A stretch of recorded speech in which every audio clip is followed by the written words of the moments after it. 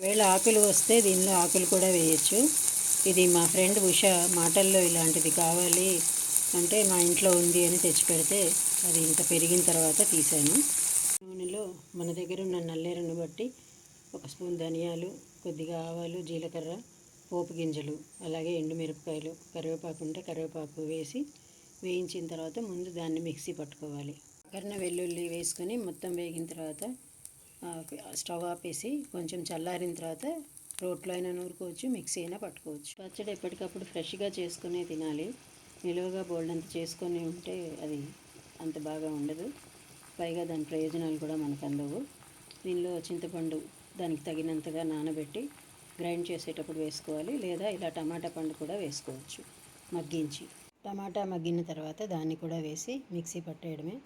ఇక డైరెక్ట్గా అన్నంలో తినేయడమే. ట్రై చేసి చూడండి.